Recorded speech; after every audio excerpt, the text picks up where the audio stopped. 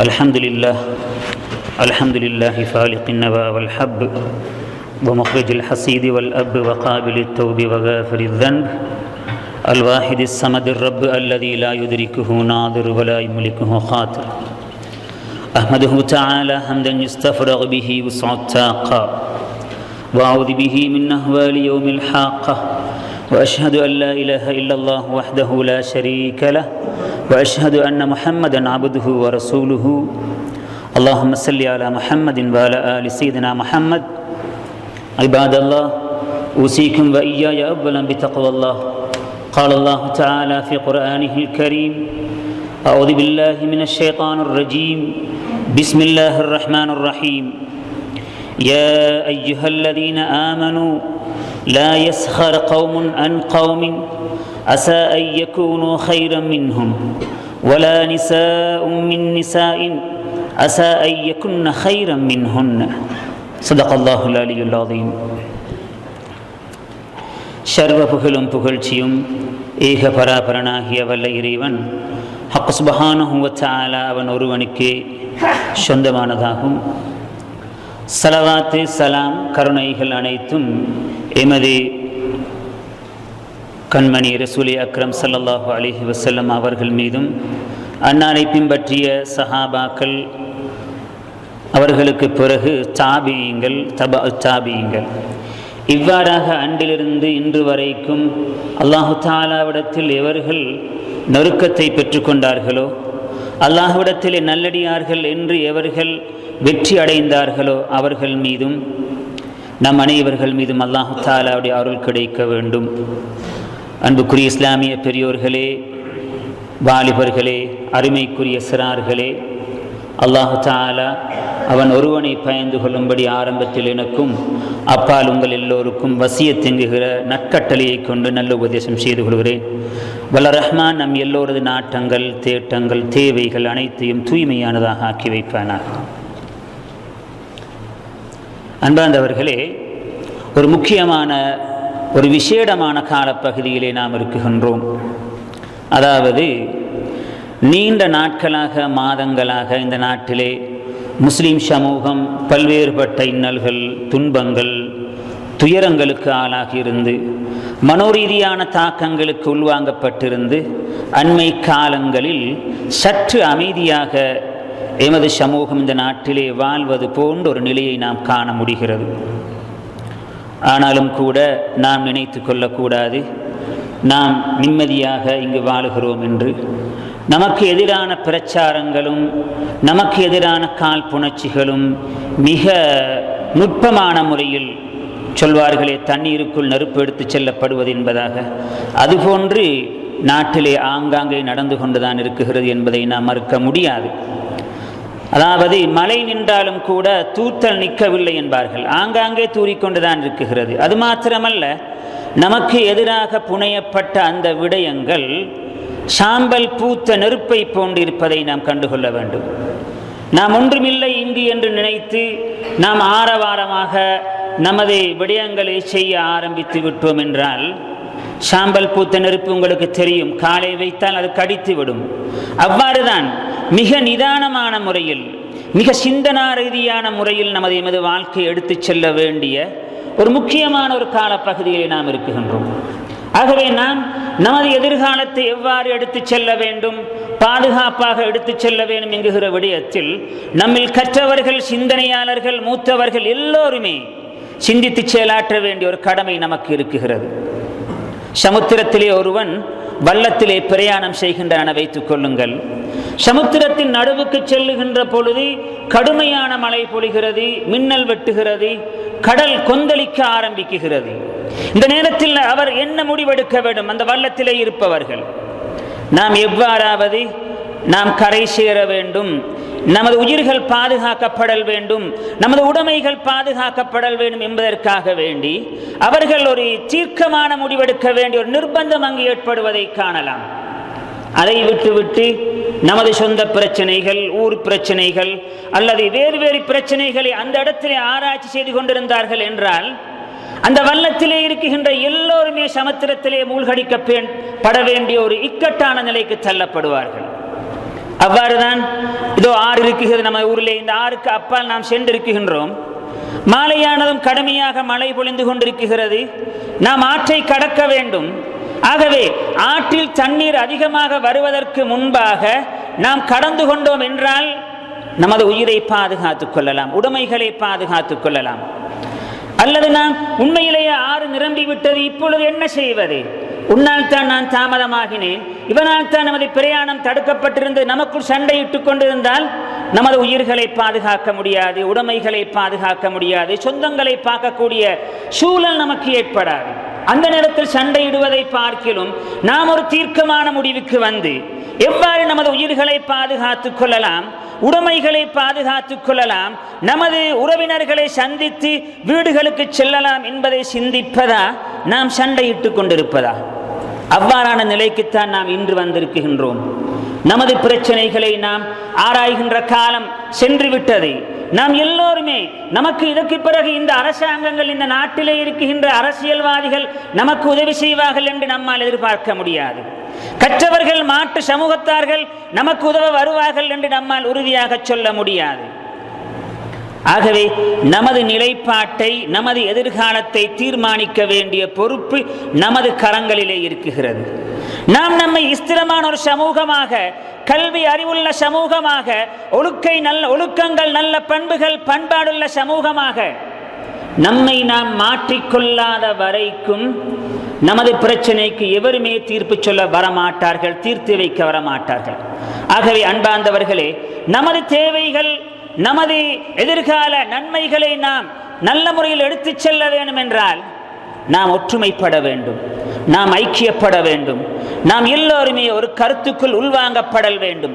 M சமுதாயத்தை நாம் தான் எதிர்காலத்திலே நல்ல சமூகமாக எடுத்துச் செல்வதற்கு முன்மாதிரியாக இருக்க வேண்டும் என்கிற ஒரு நிலைக்கு நாம் எல்லோருமே வர வேண்டும். நமக்கென்று ஒரு லட்சியம் இருக்க வேண்டும். இந்த நாட்டிலே நாம் பிறந்திருக்கின்றோம், இஸ்லாமியர்களாக நாம் வாழ்ந்திருக்கின்றோம். நமது குழந்தைகள் வாழ்க்கை அழகானதாக, நல்ல ஒரு செம்மையான வாழ்க்கையாக மாற வேண்டும் என்றால் அவர்களுக்கு நாம் நல்ல வாழ்க்கையை சமைத்து கொடுக்க வேண்டும் என்கிற ஒரு லட்சியம், ஒரு உயர்ந்த சிந்தனை நமக்குள்ளே இருக்க வேண்டும். நமக்குள் இருக்குகின்ற பிரிவினைகள், நமக்குள் இருக்குகின்ற பிளவுகளை நாம் மறந்துவிட வேண்டும். எந்த ஊரிலுமே பிளவுகள் இல்லாமல் கிடையாது, பிரச்சனைகள் இல்லாத ஊர்கள் எங்குமே கிடையாது, கருத்து வேறுபாடுகள் இல்லாத ஊர்கள் எந்த ஊரிலும் எந்த பகுதியிலும் கிடையாது. எல்லா ஊர்களிலும், எல்லா இனத்தவர்களுக்கு மத்தியிலும் கருத்து வேறுபாடுகளும் பிளவுகளும் பிரச்சனைகளும் இருக்கத்தான் செய்கின்றன. ஆனால் அவர்கள் புரிந்து கொண்டு, இவைகளை விளங்கிக் கொண்டு நமது வாழ்க்கையை எடுத்து சென்றால் தான் அவர்களால் நல்ல வாழ்க்கையை சமைத்துக் கொள்ள முடியும். அதிகாரம் உள்ளவர்கள்,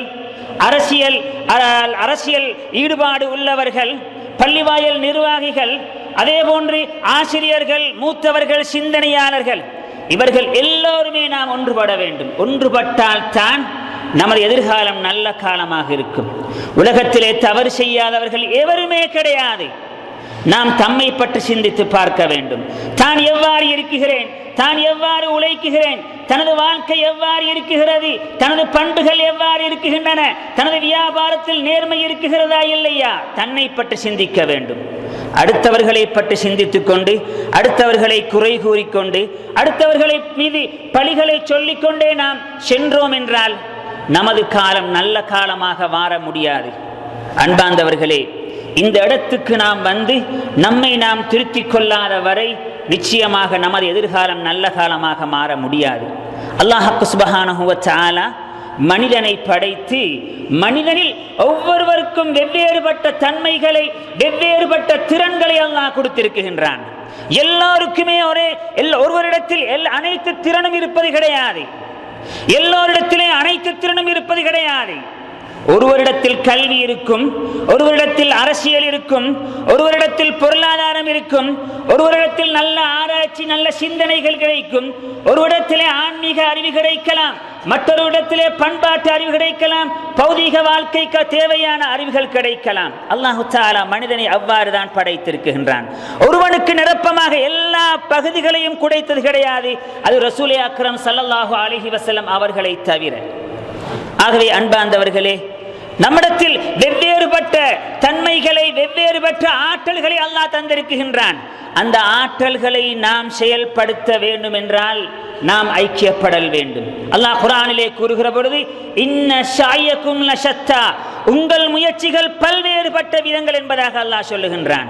எல்லோருமே ஆலிமாக முடியாது, எல்லோருமே ஆசிரியனாக முடியாது, எல்லோருமே அரசியல்வாதியாக மாற முடியாது, எல்லோருமே முஅத்தினாக மாற முடியாது, எல்லோருமே நிர்வாகியாக மாற முடியாது, எல்லோருமே பொருளாதாரத்திலே பெரும் பெரும் வியாபாரிகளாக மாற முடியாது. இவ்வாறு தான் உலக நியதி. அனைவர்களும் சேர்ந்து ஒரு சமூகத்தை எடுத்துச் செல்ல முன் வர வேண்டும். ஒரு கட்டிடம் உருவாக வேண்டும் என்றால் இந்த கட்டிடத்தின் இருக்குகின்ற ஒவ்வொரு பகுதிகளுக்கும் வெவ்வேறுபட்டவர்கள் சொந்தக்காரர்களாக இருப்பார்கள். சிந்தனைக்கு எடுத்து பாருங்கள். இந்த கட்டிடத்தில் இருக்குகின்ற கற்கள், செங்கற்களை எங்கோ ஒரு வயலில் இருக்குகின்ற ஒருவன் அதை அறுத்தெடுத்திருப்பான், அதை மற்றொருவன் சுட்டிருப்பான்.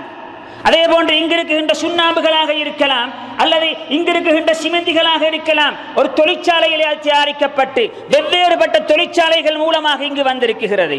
அவைகளை எடுத்து வந்து இங்கு இருக்குகின்ற இரும்பு போன்ற உலோகப் பொருட்களும் அவ்வாறுதான். இங்கு இருக்குகின்ற இந்த ஒளிபரப்பி ஏதோ நாட்டிலிருந்து கொண்டு வரப்பட்டது. இங்கு இருக்குகின்ற மின்சார விளக்குகள் இது ஏதோ ஒரு நாட்டிலிருந்து அரவணைக்கப்பட்டவைகள். ஆகவே ஒவ்வொருவரிடத்திலும் வெவ்வேறுபட்ட திறங்கள். இவைகள் ஒவ்வொன்றாக சேர்ந்ததற்கு பிறகு, கட்டிடத்தை உருவாக்கியதற்கு பிறகு நாம் அதற்கு வர்ணம் தீட்டுகின்றோம், அதுவும் வேறு இடத்திலிருந்து வாங்குகின்றோம். எவ்வாறு கட்டிடம் உருவாகுவதற்கு வெவ்வேறுபட்டவர்களுடைய பயணிகள், வெவ்வேறுபட்டவர்களுடைய திறன்கள் அங்கு பயன்படுத்தப்பட்டு அந்த கட்டிடம் முழுமையான ஒரு கட்டிடமாக நமக்கு பயன்படுகிறதோ, அவ்வாறுதான் ஒரு சமுதாயத்தினுடைய எழுச்சியும் இருக்குகிறது. சமூகத்திலே வெவ்வேறுபட்டவர்கள் இருப்பார்கள், ஆசிரியர்கள் இருப்பார்கள், ஆளுமை திறம் படைத்தவர்கள் இருப்பார்கள், ஆன்மீகவாதிகள் இருப்பார்கள், வியாபாரிகள் இருப்பார்கள், அரசியல்வாதிகள் இருப்பார்கள், நல்ல சிந்தனை படைத்தவர்கள் இருப்பார்கள், என் செல்வந்தர்கள் இருப்பார்கள், செல்வம் வசதி வாழ்க்கையில் ஏழ்மையிலே வாடுகின்றவர்கள் இருப்பார்கள், நோயுற்றவர்கள் இருப்பார்கள், நல்ல வீரர் விளையாட்டு வீரர்கள் இருப்பார்கள். இவ்வாறாக பல்வேறுபட்ட தன்மையை கொண்டவர்கள் சமூகத்திலே இருப்பார்கள். அல்லாஹ் இதைத்தான் சொல்லுகின்றான், உங்களுடைய முயற்சி வெவ்வேறுபட்டது என்பதாக. ஆகவே எவ்வாறு அந்த கட்டிடம் உருவாகுவதற்கு எல்லா பொருட்களும் ஒன்று சேர வேண்டுமோ, ஒரு வாகனம் உருவாக வேண்டும் என்றால் பல்வேறுபட்ட உறுதி தேவைப்படுகிறது, அதாவது அதனுடைய பகுதிகள் தேவைப்படுகின்றன. அவைகள் சேர்ந்துதான் வாகனமாக மாறுகிறது. நமது சமுதாயம் அது நல்ல சமூகமாக மாற வேண்டும் என்றால் நாம் எல்லோருமே ஒன்றுபட வேண்டும். நமக்குள் ஏழை எளியவர்கள் என்ற வேறுபாடு இன்றி, கற்றவர்கள் கல்லாதவர்கள் என்ற வேறுபாடு இன்றி, ஆளுமை திறம் படைத்தவர்கள் என்ற வேறுபாடு இன்றி, எல்லோருமே ஒரு கருத்துக்கு நாம் உள்வாங்கப்பட்டு ஒரு இடத்துக்கு வந்தால்தான் எமது சமுதாயத்தை நாம் எடுத்துச் செல்லலாம். அந்த இடத்துக்கு நாம் வர வேண்டும். சில விட்டுக் கொடுப்புகள் நமக்கு வேண்டும். இல்லை இவ்வாறுதான் என்றால் நான் இவ்வாறுதான் செய்வேன் என்பது அல்ல. சமூகத்துக்கு தேவையான விதங்களில் சில விட்டு கொடுப்புகளை கொடுத்து நாம் ஐக்கியப்பட வேண்டும். சமுதாயத்துக்காக வேண்டி தியாகம் செய்ய வேண்டும். அல்லாஹ் குர்ஆனிலே பேசுகின்ற பொழுது, வப்தகி ஃபீமா ஆதாகல்லாஹு அத்தாரல் ஆஹிரா, உங்களுக்கு அல்லாஹு தஆலா தந்திருக்கின்ற அந்த வளங்களை வைத்து நீங்கள் மறுமையை தேடிக்கொள்ளுங்கள் என்பதாக அல்லாஹ் சொல்லுகிறான். ஒவ்வொருவருக்கும் அரசியல் ரீதியாக, பொருளாதார ரீதியாக, கல்வி ரீதியாக, ஆன்மீக ரீதியாக அல்லாஹு தஆலா நம்மை வெவ்வேறு படுத்தியிருக்கின்றானே, ஒவ்வொருவரும் தன்னால் இயன்ற ஒரு பகுதியை சமுதாயத்துக்கு கொடுக்க வேண்டும், சமூகத்துக்கு செய்ய வேண்டும். எதையாவது லா தன்சி நசீபக ஃபித் துன்யா, உலகத்திலே உன் மூலமாக சமூகத்துக்கு வர வேண்டிய பகுதியை நீ மறந்து விடாதே. என் மூலமாக சமூகத்துக்கு என்ன கிடைக்க வேண்டும் நாம் யோசிக்க வேண்டும். செல்வம் இருக்குகிறதா, செல்வத்தின் மூலமாக சமூகத்துக்கு எதையாவது செல்ல வேண்டும், செய்ய வேண்டும். அரசியல் லாபம் இடத்தில் பலம் இருக்குகிறதா, அரசியல் மூலமாக எதையாவது செய்ய வேண்டும். நான் ஒரு ஆசிரியனாக இருக்கின்றேனா, என் மூலமாக மாணவர்களுக்கு கல்வியை கொடுக்க வேண்டும். நல்ல ஒழுக்கம், நல்ல ஒரு வழிகாட்டுகின்ற திறன் இருக்குகிறதா, மக்களை நல்ல முறையில் வழிகாட்டுகின்ற வழிக்கு நாம் வர வேண்டும். மக்களை குழப்புவது அல்ல, பிரச்சனைகளை வளர்த்துக் கொள்வது அல்ல. இது ஒரு முஸ்லிமுடைய பண்பாக இருக்க முடியாது. ஒரு முஸ்லிம் நிச்சயமாக ஒரு நாளும் பிரச்சனையை விரும்ப மாட்டான். உண்மையான ஈமான்தாரி ஒருவனிடத்தில் அல்லாஹு தஆலாவின் மீது பற்று இருக்கிறது, ரசூலே அக்ரம் ஸல்லல்லாஹு அலைஹி வஸல்லம் அவர்கள் மீது நேசம் இருக்கிறது என்றால் ஒரு நாளுமே அடுத்தவர்களை குறை கூறி கொண்டிருக்க மாட்டான். தன்னால் அந்த குறையை நேரடியாக சொல்லி யாரிடத்தில் சொல்ல வேண்டுமோ அவரிடத்தில் சொல்லி அந்த குறையை நிறைவுபடுத்த விரும்புவான் தான் உண்மையான மோமினாக இருப்பான். ஆகவே முறையாக அவன் அதை நெருங்குவான். சமூகத்தை சீர்படுத்த வேண்டுமா, யாரிடத்தில் சொன்னால் சமூகத்தை சீர்படுத்த முடியும், அந்த வழிகளை கையாளுவான். ஆகவே அல்லாஹ் சொல்லுகிறான், லா தன்சி நசீபக ஃபித் துன்யா, நீர் உலகத்திலே சமூகத்துக்கு எதையாவது செய்ய வேண்டும். சிந்தனைக்கு எடுத்து பாருங்கள், நான் என்ன செய்திருக்கின்றேன், எனது வாழ்க்கையிலே நான் சமூகத்துக்கு என்ன தியாகம் செய்திருக்கிறேன், நான் எதையாவது சமூகத்துக்கு கொடுத்திருக்கின்றேனா, செல்வத்தின் மூலமாக சமூகத்துக்கு எதையாவது கொடுத்திருக்கின்றேனா, அறிவு ஆற்றல் மூலமாக எதையாவது கொடுத்திருக்கின்றேனா, நம்மிடத்தில் இருக்கின்ற அந்த வளங்களை நான் சமூகத்துக்கு எந்த விதங்களில் பயன்படுத்தி இருக்கின்றேன். நாம் சிந்தனைக்கு எடுக்க வேண்டும். நாளை மறுமையிலே அல்லாஹ் கேட்பான். ஒரு ஆலிமாக இருப்பவன் தனது கல்வியை மக்களுக்கு ஒற்றுமைக்காக வேண்டி, ஐக்கியத்துக்காக வேண்டி, சகோதரத்துவத்துக்காக வேண்டி, ஒழுக்க விழுமியங்களுக்காக வேண்டி ஆலிம் பங்களிக்க வேண்டும், கொடுக்க வேண்டும். ஆசிரியனும் அவ்வாறுதான், செல்வந்தனும் அவ்வாறுதான். தன்னிடத்தில் எதுவுமே கிடையாது, செல்வமும் கிடையாது, அரசியலும் கிடையாது, கல்வியும் கிடையாது, குறைந்தபட்சம் நல்ல வார்த்தைகளாவது வாயிலிருந்து வர வேண்டும். நல்ல வார்த்தைகள். ஏன் நாம் சமூகத்துக்கு உதவி செய்ய முடியாவிட்டாலும் கூட நமது சகோதரர்கள், நமது இரத்த உறவுகள், தனது அண்டை வீட்டுக்காரர்கள், எவ்வளவோ தேவையுள்ளவர்கள் நிறைய பேர் இருக்கிறார்கள். உடனினால் உதவிகள் செய்யலாம். உடனினால் ஏதாவது வேலைகள் செய்ய வேண்டுமா, பிரச்சனைகள் வருகின்ற பொழுது வாயினால் உதவிகள் செய்யலாம். அல்லாஹ் சொல்லுகின்றானே, அஹ்சின் கமா அஹ்ஸனல்லாஹு இலைக்க. அல்லாஹு தஆலா உனக்கு ஏதோ ஒரு சிறப்பை உன்னிடத்திலே கொடுத்திருக்கின்றான், அந்த சிறப்பை நீ அடுத்தவர்களுக்கு கொடு என்பதாக அல்லாஹ் சொல்லுகின்றான். அது வெவ்வேறுபட்ட ஏதோ ஒரு சிறப்பாக இருக்கலாம். நம் மூலமாக உடல் வலிமை இருக்குகிறதா, அடுத்தவனுக்கு கஷ்டமாக இருக்குகிறது, அவன் ஒரு குழியை தோண்டுகின்றான், ஒரு காணை வெட்டுகின்றான், அவனால் அதை வெட்டுக்கொள்ள முடியாது, எனக்கு உடல் வலிமை இருக்குகிறது என்றால் தான் உதவி செய்வது அல்லாஹ்வுடைய பாதையிலே பெரிய இபாதா இருக்கும்.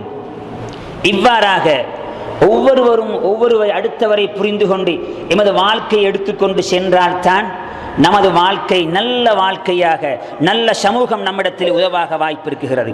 ரசூலுல்லாஹ் சொன்னார்கள், அலாலா ஈமான லிமன் லா அமானத்தனா, அலாலா ஈமான லிமன் லா அமானத்தலா. திருப்பி சொன்னார்கள், அலாலா ஈமான லிமன் லா அமானத்தலா.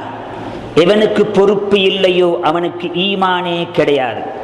சமூகத்தை பற்றி பொறுப்பு, குழந்தையை பற்றிய அக்கறை, பெற்றாரை பற்றிய அக்கறை, அண்ணன் தம்பிமாரை பற்றிய அக்கறை, அண்டை வீட்டுக்காரனை பற்றிய அக்கறை, ஊர் மக்களை பற்றிய அக்கறை எவனுக்கு இல்லையோ அவனுக்கு ஈமான் கிடையாது என்றார்கள் ரசூலுல்லாஹி ஸல்லல்லாஹு அலைஹி வஸல்லம்.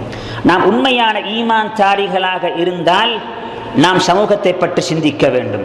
நம் சமூகத்தை நல்ல முறையில் எடுத்து செல்ல வேண்டும் என்கிற ஆசை இருக்க வேண்டும். பாடசாலை நிர்வாகிகள், பாடசாலையிலே அதே போன்று பள்ளிவாசல் நிர்வாகிகள், ஊரிலே முன்னிலை வகிக்கின்ற பெரியவர்கள், சிந்தனையாளர்கள், நாம் எவ்வாறு, இவர்கள் மாத்திரமல்ல மற்றவர்கள் சேர்ந்து கொள்ள வேண்டும். உதவிக்கு அழைக்குகின்றார்களா, அவர்களுக்கு தன்னால் இயன்ற உதவிகளை கொடுத்து சமூகத்தை முன்னே எடுத்துச் செல்வதற்கு நாம் உதவியாக இருக்க வேண்டும். ஒருமுறை சையதுனா உமரே ஃபாரூக் ரலியல்லாஹு தஆலா அன்ஹு அவர்கள் தனது வீட்டிலே சஹாபாக்களோடு சாய்ந்திருக்கிறார்கள். ஹஜ்ரத் இஸ்லாத்தின் இரண்டாவது ஹலீஃபா உமர் ரலியல்லாஹு தஆலா அன்ஹு அவர்கள் சஹாபாக்கள் இருக்கின்ற பொழுது சஹாபாக்களை பார்த்து சொல்லுகிறார்கள், அருமை தோழர்களே, தமன்னு, நீங்கள் எதையாவது கற்பனை செய்யுங்கள் என்பதாக. எதையாவது கற்பனை செய்யுங்கள். நாம் என்றால் எதை கற்பனை செய்வோம்? அவரவருடைய தரத்துக்கு ஏற்று ஒவ்வொருவரும் கற்பனை செய்வார்கள். ஒரு ஆசிரியர் என்றால் நல்ல மாணாக்களை உருவாக்க வேண்டும். ஒரு வீடு கட்டுகின்ற ஒரு மேஸ்திரி என்றால் நான் அழகாக வீடு கட்ட வேண்டும். அல்லது ஒரு பள்ளி ஒரு நிர்வாகியாக இருந்தால் அழகாக நிர்வாகம் செய்ய வேண்டும். ஒரு செல்வந்தனாக இருந்தால் எவ்வாறு சம்பாதிப்பது என்று அவன் ஆலோசிப்பான், கற்பனை செய்வான்.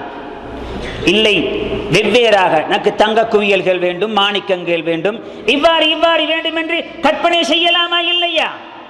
உமர் ஃபாரூக் ரலியல்லாஹு தஆலா அன்ஹு அவர்கள் அருமை தோழர்களை பார்த்து, சஹாபாக்களே, தோழர்களை கற்பனை செய்யுங்கள் என சொன்ன பொழுது ஒவ்வொருவரும் வெவ்வேறுபட்ட கற்பனைகளை செய்கிறார்கள்.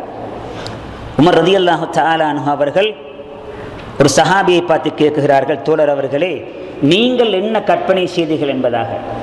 அந்த தோழர் சொல்லுகிறார், ஃபகால அஹதுஹும் ஐயகூன லஹி மல்அன் மன் ذهب. கலீஃபா அவர்களே, எனக்கு ஒரு சிந்தனை வருகிறது, ஒரு கற்பனை வருகிறது. என்னவென்றால், இந்த வீடு நிரம்ப தங்கத்தினால் இருக்க வேண்டும். இந்த வீடு நிரம்ப தங்க காசுகளால் நிரப்பப்பட வேண்டும். அது எனக்கு சொந்தமாக மாற வேண்டும். அவைகளை எடுத்து நான் இஸ்லாத்துக்காக செலவழிக்க வேண்டும். இது அவருடைய கற்பனை. மற்றவருடைய கற்பனை, எனக்கு அதிகமாக மாணிக்க கற்கள் வேண்டும், மரகதங்கள் வேண்டும். அதனால் இந்த மதீனத்து மகரை நான் உயிருள்ள ஒரு நாகரீகமான ஒரு நகரமாக மாற்ற வேண்டும். இவ்வாறு ஒவ்வொருவரும் கற்பனைகளை சொல்லுகிறார்கள். ஹஸரத் உமரே ஃபாரூக் ரலியல்லாஹு தஆலா அன்ஹு அவர்கள் இறுதியாக சொன்னார்கள், எனக்கு ஒரு கற்பனை இருக்கிறது சொல்லவா என்பதாக.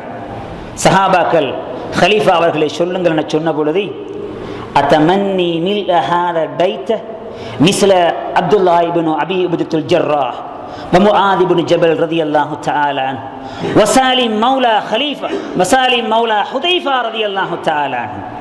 எவ்வளவு அழகான கற்பனை!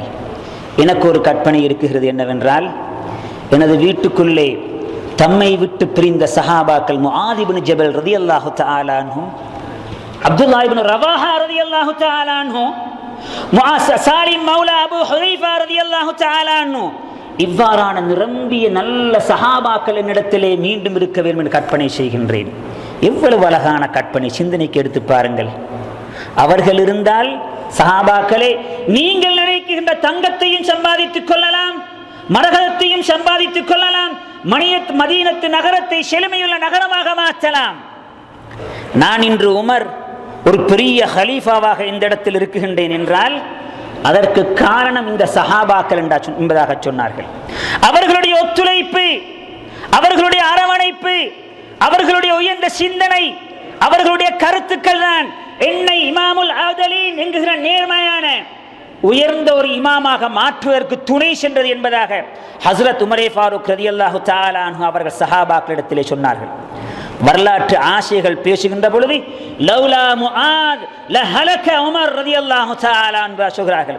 முஆத் இப்னு ஜபல் ரலியல்லாஹு தஆலா அன்ஹு அவர்கள் இல்லை என்றிருந்தால் இந்த இஸ்லாத்தின் இரண்டாவது ஹலீஃபா உமர் அவர்கள் ஹலாக்காகி இருப்பார்கள். அந்த அளவுக்கு அவர்கள் ஆளும் சிந்தனை திறனுள்ளவர்களாக, சமூக பற்றுள்ளவராக இருந்திருக்கிறார்கள். ரசூலே அக்ரம் ஸல்லல்லாஹு அலைஹி வஸல்லம் அவர்கள் முஆத் இப்னு ஜபல் ரலியல்லாஹு தஆலா அன்ஹு அவர்களை யமன் நாட்டுக்கு கவர்னராக அனுப்புகின்ற பொழுது வெறும் 18 வயது நிரம்பிய வாலிபன், வெறும் 18 வயது நிரம்பிய மாணவன், ஒரு வாலிபன் அவர்களை கவர்னராக அனுப்புகின்றார்கள் என்றால், நாம் 18 வயது என்ன, 28, 38, 48, 58 வயதில் நாம் எதை சமூகத்துக்காக சாதித்திருக்கின்றோம், சமூகத்துக்காக எதை நாம் செய்திருக்கின்றோம்? நாம் சிந்தனை கெடுக்க கூடாதா? அன்புக்குரியவர்களே, பாருங்கள், சமூகத்துக்கு நல்லதை செய்தவர்கள் வாழ்த்தப்படுகின்றார்கள், பேசப்படுகின்றார்கள். எமது சமூகம் பேசுகின்றதா அவ்வாறாக? சமூகத்துக்கு நல்லவை செய்தவர்களை பற்றி நாம் பேசுகின்றோமா? சிந்தனைக்கு எடுக்குகின்றோமா? ஏனைய சமூகங்களை பாருங்கள், கிறிஸ்துவ சமூகங்களாக இருக்கலாம். சமூகத்துக்கு ஒருவன் உதவி இருக்குகின்றான் என்றால் கடைசி வரை அவனை மறப்பது கிடையாது. பாடசாலைகள் பேர்களை வைக்குகிறார்கள், பள்ளி வாயில்கள் பேசுகின்றன, கல்வி அதிகாரிகள் பேசுகிறார்கள். இந்து மக்களும் அவ்வாறுதான். சமூகத்துக்கு சேவை செய்தவர்களை மறப்பது கிடையாது, அவர்களை பற்றி பேசுகிறது. உண்மையிலேயே நம் சமூகம் ஏனோ தெரியவில்லை, மறந்து விடுகிறது. 3 தசாப்தங்களாக தமிழ் மக்களுக்கு மத்தியில் இருந்த யுத்தம், அதில் தமிழ் மக்கள் ஒருவரை ஒருவர் எவ்வளவு உதவியுள்ள மக்களாக இருந்தார்கள். வெளிநாடுகளுக்கு செல்வதற்கு, அவர்களுடைய துன்பங்களை துடைப்பதற்கு, அந்த சமூகம் தலை நிமிர்ந்து வாழ்வதற்கு, ஏன் இன்று கூட இந்தியாவிலே தமிழ்நாட்டு மக்கள் இந்த நாட்டு தமிழர்களுக்கு பேசுகின்றார்கள் என்றால் அது அவர்களுடைய பண்பு, அவர்களுடைய கல்வி, அவர்களுடைய சிந்தனை, ஒற்றுமை. எங்கு சென்றது நமது சிந்தனை? நாம் வெளியிலே சென்று அடுத்தவர்களுக்காக பேசுவதல்ல, நமது ஊருக்குள் நம் சமூகத்தை கூட நாம் நல்ல பாதையில் எடுத்து செல்ல முடியாத அளவுக்கு நமக்குள் கருத்து வேறுபாடு, நமக்குள் பிரச்சனைகள், நமக்குள் பிளவுகள், சண்டைகள், சச்சரவுகள், ஒருவரை மற்றவர் தூற்றுவது, ஏசுவது, அபாண்டம் சொல்வது, இது இந்த ஊரில் மாத்திரமல்ல, பக்கத்தூரில் மாத்திரமல்ல, முஸ்லிம் சமூகத்திலே இது தேங்கி கிடக்குகின்ற ஒரு முசீபத், பெரிய ஒரு சோதனை என்பதாக நாம் பார்க்க வேண்டும். அல்லாஹ் ரசூலுல்லாஹி ஸல்லல்லாஹு அலைஹி வஸல்லம் சொன்னார்கள், அஹ்ஸனுன் நாஸி அன்ஃபஉன் நாஸ், அஹ்ஸனுன் நாஸி அன்ஃபஉன் நாஸ். நல்ல அழகான ஒரு ஹதீஸ். சிந்தனை கேளுங்கள். மனிதனில் சிறந்த மனிதன் யார்? நாம் எல்லோருமே விரும்புவது நான் ஒரு சிறந்த மனிதனாக இருப்பதுதான். நான் ஒரு சிறந்தவனாக இருக்க வேண்டும், நல்லவனாக இருக்க வேண்டும், தன்னை 4 பேர் போற்ற வேண்டும், குடும்பத்திலே நல்லவனாக என்னை மதிக்க வேண்டும். பெருமானார் ஸல்லல்லாஹு அலைஹி வஸல்லம் அவ்வாறு நினைக்கின்ற ஒருவனுக்கு சொன்ன கருத்து, நீ நல்லவனாக இருக்கின்றாயா, அன்ஃபஉன் நாஸ், அடுத்தவனுக்கு பயனுள்ளவனாக இரு. உன்னால் எதையாவது நீ கொடுக்க விரும்ப வேண்டும் அடுத்தவனுக்கு. செல்வம் இருந்தால், அரசியல் இருந்தால், அதிகாரம் இருந்தால், உடல் வளம் இருந்தால், எதையாவது சமூகத்துக்கு கொடுத்து சமூகத்துக்கு மத்தியிலே நல்லதை ஏற்படுத்த வேண்டும். சமூகம் இல்லாவிட்டாலும் நமது குடும்பங்களுக்கு மத்தியிலே, உறவுகளுக்கு மத்தியிலே நல்லதை நாம் கொடுக்க முற்பட வேண்டும். ரசூலுல்லாஹ் சொன்னார்கள், உன்சுர் அஹாக ஸாலிமன் அவ் மظ்லூமா, உனது நண்பன் அவன் அநியாயக்காரனாக இருந்தாலும், அநீதம் இழைக்க கூடியவனாக இருந்தாலும், அநீதம் இழைக்கப்பட்டவனாக இருந்தாலும் அவனுக்கு நீ உதவி செய்கின்றார்கள் ரசூலே அக்ரம் ஸல்லல்லாஹு அலைஹி வஸல்லம். பாருங்கள், அநீதம் இழைக்க கூடியவனுக்கு எவ்வாறு உதவி செய்வது? சஹாபாக்கள் கேட்டார்கள், நாயகம் அவர்களே, அநீதம் இழைக்கப்பட்டவன் என்றால் அவன் ஏதோ ஒரு முறையில் அநீதம் இழைக்கப்பட்டிருக்கலாம், அவனுக்கு உதவி செய்கின்றால் அது நியாயமாக இருக்குகிறது. ஆனால் யா ரசூலுல்லாஹ், அநீதம் இழைக்க கூடியவனுக்கு எவ்வாறு உதவி செய்வது? ரசூலுல்லாஹ்விடத்தில் கேட்ட பொழுது ரசூலுல்லாஹ் சொன்னார்கள், அவனுக்கு செய்கின்ற உதவி என்னவென்றால், அவனை அநீதத்திலிருந்து நீ விலக்கச் செய்வது, அவனுக்கு நல்ல கருத்துக்களை சொல்வது, நல்ல புத்திமதிகளை சொல்வது, அவனது பிழையை நாசூக்கான முறையில், அவனது உள்ளம் நோகாத முறையில், சாணக்கியமான முறையில் எடுத்து சொல்வது. தம்பி, நீ பிழை செய்கின்றாய், தம்பி நீ பிழை செய்கின்றாய், நீ பாடசாலைக்கு செல்லாமல் இங்கே உன் காலத்தை வீணடித்தாய் என்றால் உனது எதிர்காலம் நாசமாகிவிடும். நீ படிக்க வேண்டும், உன் பருவத்தை நல்ல முறையில் பயிர் செய்ய வேண்டும். உன் பருவத்தை துளைத்து விட்டாய் என்றால் நீ நாளை கவலைப்பட வேண்டிய ஒரு துன்பகரமான நிலைக்கு வந்து விடுவாய். உன் பெற்றார் உன் மூலமாக எதிர்பார்ப்பது நல்ல கல்வியை, நல்ல ஒழுக்கங்களை எதிர்பார்க்கிறார்கள். ஆகவே வீதியிலே அரட்டை அடித்துக் கொண்டு காலத்தை துளைத்து விட்டாய் என்றால் நாளை உன் வாழ்க்கையை நீ துளைத்து விடுவாய். அவ்வாறு இல்லாமல் காரமாக எங்க நிற்கிறாய், வாடா போடா என்கிற கடுமையான வார்த்தையை சொல்லி அவரை நாம் திருத்த முற்படுகின்ற பொழுது அவன் நம்மை ஏளனமாக, கேவலமாக பார்க்க ஆரம்பித்து விடுவான். ஆகவே சமூகத்தில் பிழைகள், பிரச்சனைகள், கருத்து வேறுபாடுகள், சண்டைகள், சச்சரவுகள், குறைகள் இருக்கலாம். அதை முறையாக அணுகி நல்ல முறையில், எவருமே தவறு, நிர்வாகமும் குறை செய்யலாம். நிர்வாகம் என்றதுக்கு அவர்கள் நிரப்பமாக அனைத்தையும் படித்து குடித்தவர்கள் அல்ல நிர்வாகிகள், அவர்களிடத்திலும் குறை இருக்குகிறது. ஆசிரியர்களா குறை இருக்குகிறது, உலமாக்களா ஏராளமான குறைகள் இருக்கின்றன. கற்றவர்களா, சிந்தனையாளர்களா, அரசியல்வாதிகளா, செல்வந்தர்களா, சமூகத்தில் மூத்த மக்களா, யாரிடத்திலும் குறை இல்லாமல் இல்லை. குறையை நாம் தேடினோம் என்றால் குறை தென்பட்டுக் கொண்டே இருக்கும். முடிந்த அளவை நல்லதை நாம் பார்க்க வேண்டும். ரசூலுல்லாஹ் சொன்னார்களே, குல்லு பனி ஆதமின் ஹத்தாஉன், ஆதமுடைய மக்கள் எல்லோருமே தவறு செய்பவர்கள், யாருமே விதிவிலக்கு கிடையாது. இதற்கு தவறு என்பது மனிதனிடத்தில் ஊறி போன ஒன்று. அதற்காக வேண்டி தவறு செய்யுங்கள் என்று சொல்வது அல்ல. நம்மை நாம் திருத்திக் கொள்ள வேண்டும், தம்மை நாம் மாற்றிக்கொள்ள வேண்டும். வயது ஏற ஏற நமது சிந்தனைகள் பழுக்க வேண்டும், நல்ல சிந்தனைகள் உருவாக வேண்டும். 20 வயதில் செய்த தவறை 60 வயதில் செய்வது அல்ல. அதற்காக வேண்டி 20 வயதில் தவறு செய்யலாம் என்ற அர்த்தமும் அல்ல. சமூகத்தை நல்ல முறையில் ஐக்கியமாக எடுத்து செல்ல வேண்டும். சமூகத்தில் நல்ல விடயங்களை, செய்திகளை வாழ்த்த வேண்டும், புகழ வேண்டும்.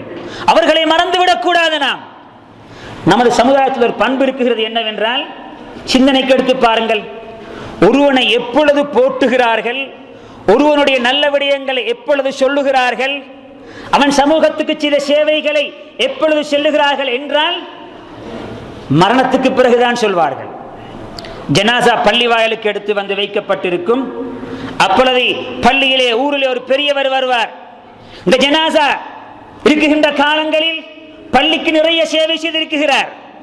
இந்த ஜனாசா வாழ்கின்ற பொழுது சமூகத்துக்கு நிறைய கொடுத்திருக்கிறார்.